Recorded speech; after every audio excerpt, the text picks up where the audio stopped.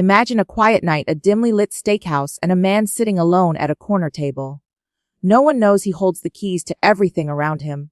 He's not just a guest. He's the owner, hidden in plain sight, and tonight, a single note slipped under his plate will unravel a truth that changes lives. If stories like this speak to you, hit the like button and subscribe. There's more to come. This is the story of a man who thought he could stay invisible, a waitress who risked everything, and a restaurant on the brink of collapse. It's about courage, betrayal, and the kind of justice that starts with a whisper. Stick around because what happens next changes everything. The air in Willow Creek Grill felt heavy that evening, like the weight of too many unspoken words. Ethan Caldwell stepped through the door, his worn leather jacket blending into the rustic decor. No one batted an eye. To them, he was just another guy looking for a decent meal. But Ethan wasn't here for the food. He was the silent partner, the one who'd poured millions into this place 6 months ago through a holding company no one could trace. Willow Creek was bleeding money. Food costs spiking, staff quitting, reviews tanking. Ethan needed to see why, so he booked a table under a fake name, Tom Harper, and dressed down faded jeans, scuffed boots, a hoodie that had seen better days. He wanted to be a ghost, slipping through the cracks to watch, listen, learn. From the moment he sat down, something felt off. The hostess, a young woman with nervous hands, barely looked at him as she handed over the menu. The dining room buzzed with forced cheer, but the staff moved like they were walking on eggshells. Ethan's eyes scanned the room. A manager, slick with too much hair gel, snapped at a busboy near the kitchen. The kid flinched, nearly dropping a tray. Ethan's jaw tightened. He'd seen places like this before. Businesses rotting from the inside, not because of the market, but because of the people running them. He leaned back, pretending to study the menu, but his mind was already working, piecing together the tension in the air. Then she approached. Lily, her name tag read, mid-20s, with tired eyes that didn't match her polite smile. She greeted him softly, her voice steady but laced with something else, fear maybe, or exhaustion. Ethan ordered a ribeye, medium, rare, and a glass of water. Simple, unassuming. As Lily jotted it down, she glanced toward the back office, a quick flick of her eyes that most wouldn't notice. But Ethan did. He'd spent years in corporate investigations before building his empire. He knew when someone was hiding something. Lily turned to leave, and Ethan caught the faintest tremble in her hand. Whatever was wrong here, it wasn't just bad management, it was deeper, uglier. The restaurant hummed along, plates clinking, conversations rising and falling. Ethan sipped his water, blending into the background. He watched the manager.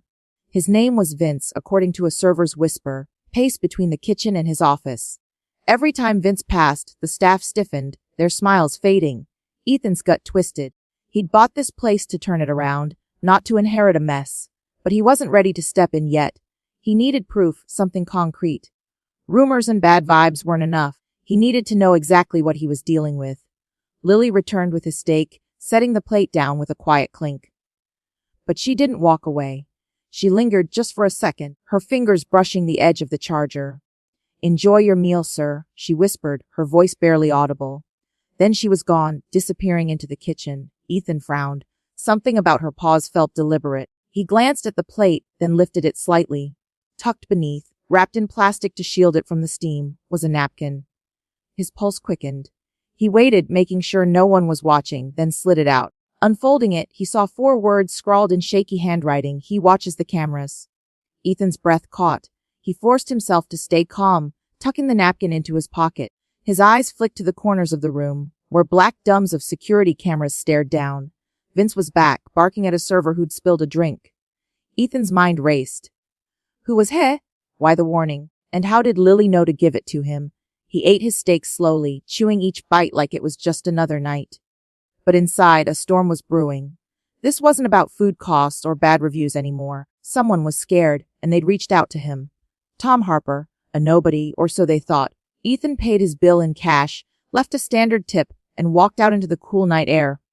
But he wasn't done. Willow Creek Grill had secrets, and he was going to tear them open.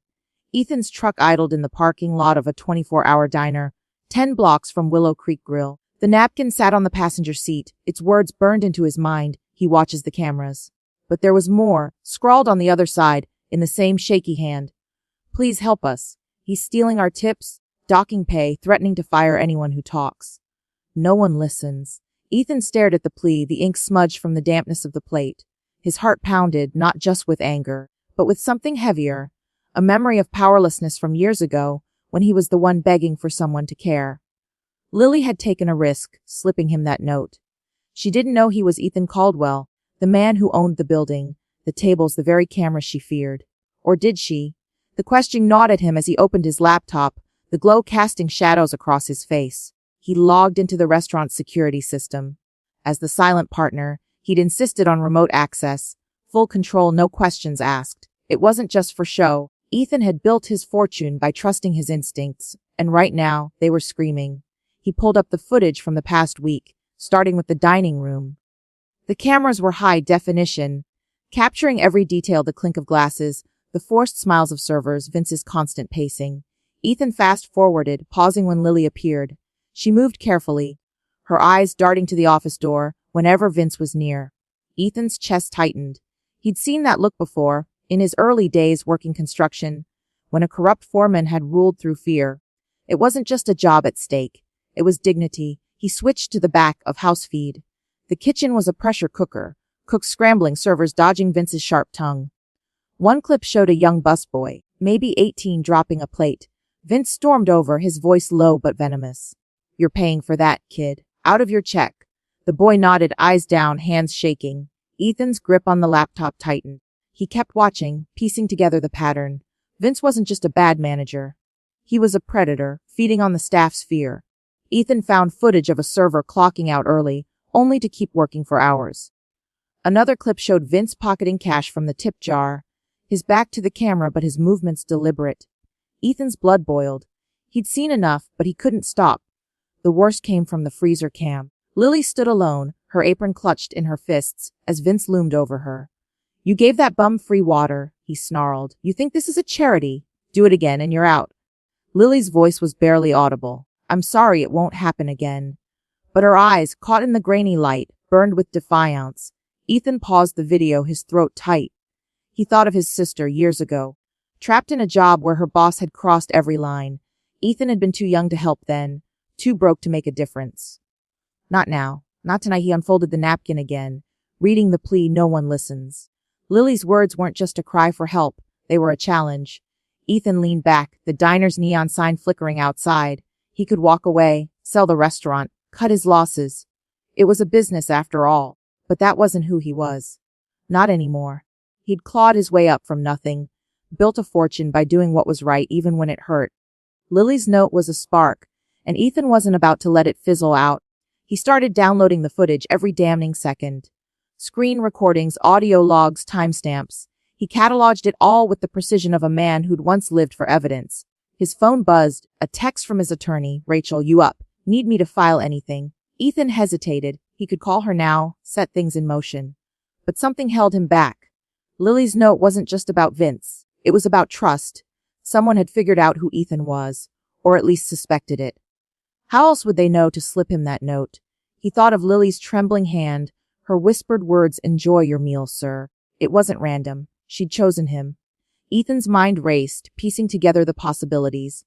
Maybe she'd overheard a call, seen a document, caught his name somewhere. Or maybe it was a desperate shot in the dark.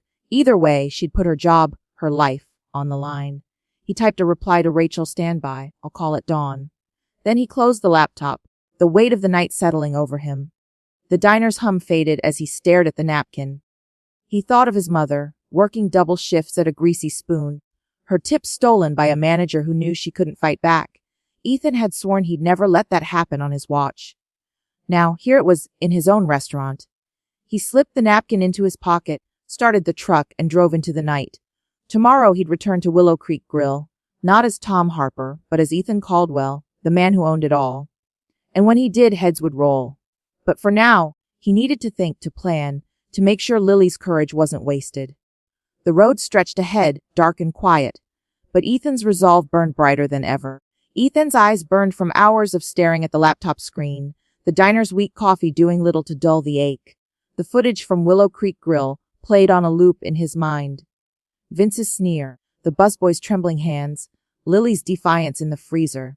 Each clip was a gut punch, peeling back layers of a truth he hadn't wanted to face. This wasn't just a failing business, it was a battlefield, and the staff were casualties. Ethan leaned back in the booth, the napkin's words echoing, "Please help us."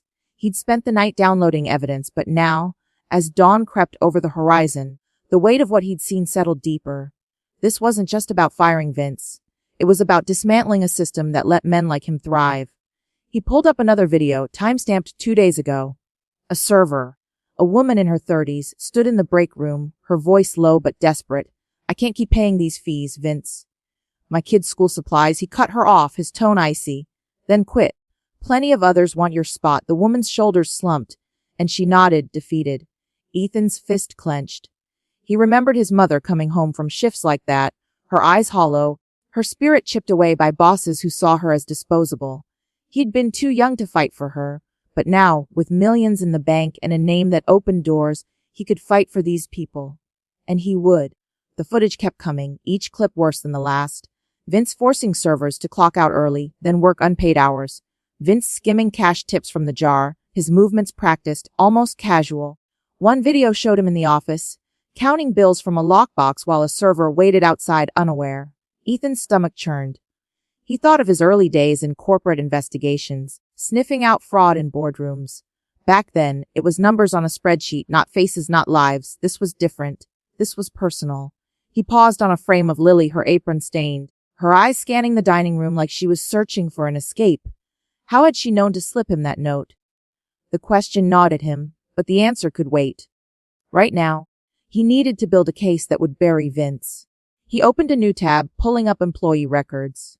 Vince had been hired 8 months ago, before Ethan's company acquired the restaurant. His resume was polished, too polished, Ethan now realized. Glowing references, a string of management roles at small chains. But something felt off. Ethan Cross referenced the names of Vince's past employers. 2 of the restaurants had closed within a year of his tenure. A third had settled a labor dispute out of court. Ethan's instincts flared. He dug deeper, finding a pattern: complaints of wage theft, high turnover, allegations that never stuck. Vince was a leech, moving from one struggling business to the next, draining what he could before jumping ship. And now he'd landed at Willow Creek, Ethan's restaurant.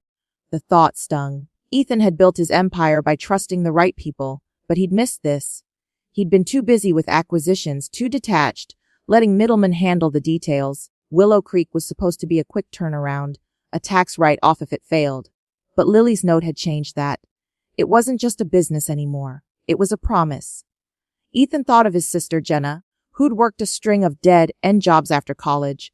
One boss had harassed her for months, docking her pay for mistakes, until she quit. Ethan had been overseas, chasing his first million, too far to help. When he found out, the guilt nearly broke him. He'd sworn never to let that kind of abuse slide again, not if he could stop it. Now, here it was, staring him in the face. He switched to the audio logs, cranking the volume. A conversation from last week caught his ear. Vince was in the office with Lily, his voice low and threatening. "You're on thin ice, you know that?" "That comped water cost me." Lily's reply was steady but strained. "It was 1 glass, Vince. He was homeless." Vince laughed, a cold, hollow sound. "Keep it up, and you'll be out here with him." Ethan's jaw tightened. He saved the clip, adding it to the growing file. He pictured Lily writing that note, her hands shaking, knowing the cameras were watching. She'd taken a chance, not just on him, but on the idea that someone, somewhere, might care. That kind of courage wasn't cheap. Ethan's phone buzzed. A text from Rachel, his attorney. "You okay?" "It's 5 a.m. He typed back, "Call me in an hour. We've got work." He closed the laptop, his mind racing. The evidence was ironclad, hours of footage, audio, records. Enough to fire Vince, maybe even press charges. But Ethan wasn't naive. Men like Vince didn't go quietly. They lied, manipulated, turned the tables. Ethan needed to be ready. He thought of the staff, their faces in the footage, the busboy, the server with the kid Lily. They'd been fighting this battle alone, invisible to the world. Not anymore. Ethan slipped the napkin into his pocket, its weight a reminder of why he couldn't stop. He started the truck, the engine rumbling in the quiet dawn. Vince's days were numbered, but Ethan needed to play this smart. One wrong move and Lily's trust, her risk, would be for nothing. The sun hung low over Willow Creek Grill, casting long shadows across the parking lot as Ethan stepped out of his truck. No hoodie this time. He wore a crisp black button-down, sleeves rolled up, his presence commanding in a way Tom Harper's never could. Behind him, 2 lawyers flanked, Rachel, his attorney, her eyes sharp behind wire-rimmed glasses, and Marcus, a labor law specialist with a briefcase full of evidence. Ethan's pulse was steady, but his mind churned. The footage, the napkin, Lily's trembling hands, they'd led to this moment. He wasn't just here to fire Vince. He was here to break a cycle. But as he pushed open the door, a flicker of doubt hit. What if Lily hadn't meant for this? What if her note was a plea for something smaller, quieter? He shoved the thought aside. She'd trusted him to act, and he would. The dining room was half full, the lunch crowd murmuring over plates of burgers and fries. Servers moved quickly, their smiles tight, the air thick with the same tension Ethan had felt last night. He scanned the room, spotting Lily near the bar, her apron knotted tightly. She didn't see him yet. Vince was at the host stand, berating a teenage dishwasher who'd misstacked plates. His voice carried sharp and mean. You think this is a game, kid? Fix it or you're out. The boy nodded, head down, and Ethan's resolve hardened. He stepped forward, Rachel and Marcus close behind. The room seemed to pause, heads turning as the staff sensed something was coming. Vince looked up, his smirk fading when he saw Ethan. He straightened, smoothing his tie. Can I help you? His tone was all false charm, but his eyes darted to the lawyers, then back to Ethan. Ethan didn't answer. He set his laptop on the host stand, opened it, and hit play. The screen lit up with footage, Vince pocketing tips, yelling at the busboy, shoving Lily's shoulder in the freezer. The audio was unmistakable, his voice dripping with contempt. Keep it up, and you'll be out here with him. A gasp rippled through the staff, who'd started gathering near the kitchen. Vince's face drained of color, his mouth opening, then closing like a fish out of water. Ethan let the video run, his voice low but firm. You're done, Vince. Fired, effective immediately. Security's outside? Pack your things. Vince blinked, his shock morphing into defiance. You can't do this. I run this place. Who the hell are you? Ethan stepped closer, his gaze unflinching. I'm Ethan Caldwell. I own Willow Creek. Every table, every camera, every paycheck. And I've seen everything. The room went silent, the weight of his words sinking in. Lily, standing by the bar, froze, her eyes wide. Ethan caught her glance, but he couldn't read it, relief, fear, or something else. Vince laughed, a nervous, brittle sound. You think you can waltz in here and play hero? These people need me. Ethan didn't flinch. He nodded to Rachel, who slid a stack of printed logs across the stand. Timestamps, audio transcripts, employee complaints. It's over, Vince. Take the easy way out, or we file charges. Vince's bravado cracked. He glanced at the staff, their faces a mix of shock and quiet triumph, and for a moment Ethan thought he'd bolt. But security stepped through the door, 2 men in black polos, and Vince deflated. He grabbed his jacket, muttering under his breath, and was escorted out. The door swung shut behind him, and a hush fell over the restaurant. Ethan turned to the staff, their eyes locked on him. Some of you might have known who I was, he said. Some didn't. But I know what you've been through. He paused, his gaze settling on Lily, and I know who had the courage to speak up. A murmur ran through the crowd. Lily's hands twisted her apron, her expression unreadable. Ethan wanted to say more, to thank her, but something stopped him. Then a server, the woman from the footage with the kid, stepped forward. Is it true? You're the owner. Ethan nodded, she exhaled, tears brimming. Then why didn't you stop this sooner? The question hit like a blade. Ethan's throat tightened. He'd been asking himself the same thing all night. Before he could answer, another voice cut through. Cook older, with a gravelly tone. Wait, I saw Lily talking to you last night. Was that you, Tom Harper? The room stirred, eyes turning to Lily. Ethan's heart sank. He hadn't expected this, not so soon. Lily's face flushed, but she lifted her chin. I wrote the note, she said, her voice shaking but clear. I didn't know if he'd listen, but I had to try. The staff stared, some nodding, others whispering. Ethan saw the risk she'd taken, laid bare for everyone. He stepped in, his voice steady. She did what none of us did, she spoke up. And because of her, things changed today. The mood shifted, the tension breaking like a wave. Servers hugged Lily, the busboy grinned, and Ethan felt a weight lift. But the cook's question lingered. Why hadn't he acted sooner?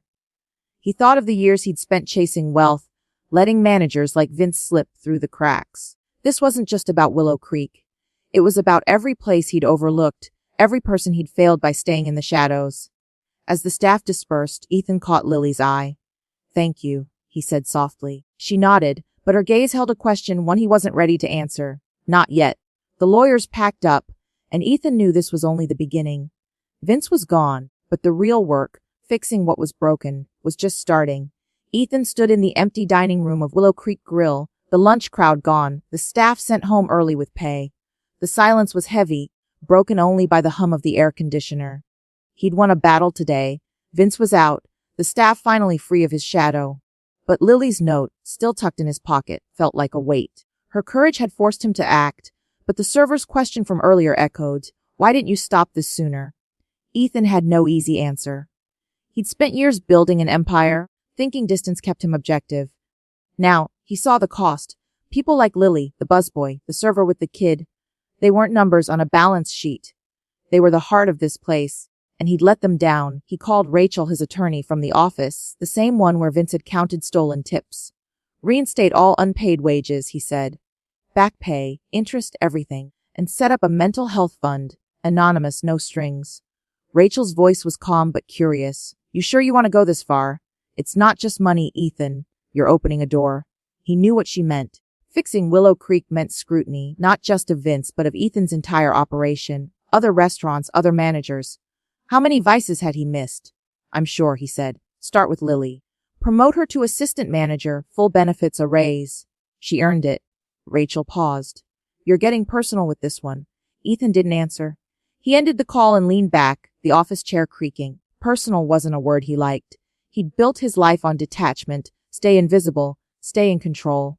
But Lily's note had cracked that armor. He thought of his sister, Jenna, her voice breaking years ago when she'd told him about her old boss. "I just wanted to do my job," she'd said. Ethan had been halfway across the world, chasing deals. The guilt still stung. He couldn't change the past, but he could change this. Willow Creek was his chance to make good on a promise he'd made to himself long ago. No one gets left behind. By noon, the wheels were turning. Rachel filed paperwork for back pay, and Marcus, the labor lawyer, drafted new policies. No manager would operate without HR training. Quarterly audits would be mandatory, every location, no exceptions. Ethan poured himself a coffee, the bitter taste grounding him. He was rewriting the rules, not just for Willow Creek, but for every business he owned. It felt right, but it wasn't painless. His board would push back, too costly, too fast. Investors would grumble. Ethan didn't care. He built this empire from nothing. If it couldn't stand for something real, it wasn't worth having. Then came the call he hadn't expected. A reporter from the local paper, tipped off by an anonymous source. Word of Vince's firing had spread, and the story was gaining traction. "Mr. Caldwell, is it true you uncovered wage theft at your restaurant?" Ethan's grip tightened on the phone. He'd wanted to keep this quiet, handle it internally. But someone, maybe a server, maybe Lily, had talked. He kept his voice even. "We're addressing it. New policies are in place." The reporter pressed. "Sources say you were undercover, posing as a customer. Care to comment?" Ethan ended the call. His anonymity, his shield, was slipping. He drove to his office downtown, the city skyline blurring past. The story was out, and with it, his past was creeping up. Ethan hadn't always been the silent partner. 20 years ago, he'd been a whistleblower exposing fraud at a construction firm. It had cost him friends, a career, nearly his sanity. He'd rebuilt himself, vowing never to be that exposed again. Now, Willow Creek was pulling him back into the spotlight. He parked, his mind racing. The reporter's questions weren't just about Vince. They were about him, his methods, his motives. If they dug deep enough, they'd find the old stories, the ones he'd buried. Back at his desk, Ethan pulled up his company's records. Willow Creek wasn't the only problem. 2 other restaurants showed red flags: high turnover, dipping profits. He flagged them for audits, but the bigger issue loomed.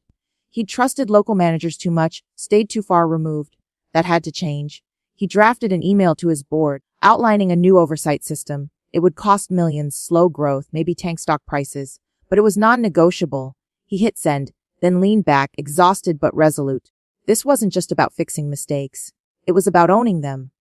Lily's promotion went through that afternoon. Ethan didn't call her himself. He wasn't ready to face her, not after the reporter's questions. But Rachel sent word Lily had accepted, stunned but grateful. Ethan pictured her, standing by the bar, her apron knotted tight. He wondered what she'd say if she knew the whole story. Not just the owner, but the man who'd once been as powerless as she was. His phone buzzed again, another reporter. He ignored it. The world could wait. For now, he needed to focus on the next step, making sure Willow Creek wasn't just saved, but reborn. As night fell, Ethan stood by his office window, the city lights stretching out below. He'd acted, but at a cost. His privacy, his control, they were fraying. Lily's note had started this, but it was his own past driving him now. He'd spent years hiding, thinking it kept him safe. But safety wasn't enough. Not when people like Lily were still fighting, still hoping. He slipped the napkin from his pocket. Its ink faded, but its message clear. Please help us, he had. But the real test was what came next. Not just for Willow Creek, but for him. Willow Creek Grill buzzed with a new energy, the kind that hadn't existed in months. The dining room, once stifled by fear, now hummed with laughter, plates clinking as servers moved with purpose. Ethan stood by the bar, watching from the shadows as he had that first night. But this time he wasn't hiding. The staff knew him now, not just as the owner, but as the man who'd turned their world right side up. Lily, now assistant manager, stood at the host stand, her apron swapped for a blazer, her smile genuine as she greeted a family of 4. Ethan's chest tightened with something like pride, but also unease. He'd fixed what was broken, but the cost was still unfolding, and the weight of Lily's note lingered. A reminder that this wasn't the end. The changes had come fast. Back pay hit every employee's account, with interest, some checks doubling what they'd lost. The mental health fund was active, anonymous counselors available to anyone who needed them. Ethan had pushed through new policies across his empire. HR training, audits, zero tolerance for wage theft. Willow Creek was the model now, its turnaround a beacon for his other restaurants. Reviews were climbing, reservations booked weeks out. The cameras still rolled, but their feeds were monitored by an independent firm, ensuring no one felt watched, only protected. Ethan had poured millions into this, and his board was still grumbling, but he didn't care. This was what mattered. Lily had become the heart of the operation. She trained new hires, her quiet confidence steadying the team. Ethan watched her now, jotting notes on a clipboard, her eyes scanning the room not with fear, but with ownership. She'd earned that blazer, that raise, that title, but Ethan hadn't spoken to her since the day Vince was fired. He'd meant to, but every time he tried, something stopped him. Maybe it was the way her gaze had lingered that day, asking questions he wasn't ready to answer. Or maybe it was his own past, clawing at him, reminding him how close he'd come to failing her, failing them all. The reporters hadn't let up. The story of Willow Creek, Ethan's undercover night, Lily's note, Vince's downfall, had gone viral. Local papers turned into national outlets, then podcasts, all digging into Ethan's life. They'd found the old stories, the whistleblower days, painting him as a hero with a hidden heart. It wasn't that simple. Ethan had blown the whistle back then to survive, not to save anyone. The fallout had cost him everything. Friends, trust, a life he'd thought he wanted. He'd rebuilt himself by staying invisible. But now that shield was gone. Every article, every headline, chipped away at the walls he'd built. He didn't want to be a hero. He just wanted to do what was right. Lily approached, her clipboard tucked under her arm. Mr. Caldwell, she said, her voice steady but warm. Got a minute? Ethan nodded, surprised. They stepped into the office, the same one where Vince had ruled. Lily shut the door. I never thanked you, she said, for listening. For doing all this. Ethan shifted uneasy. You don't owe me thanks. You took the risk. Lily shook her head. I almost didn't.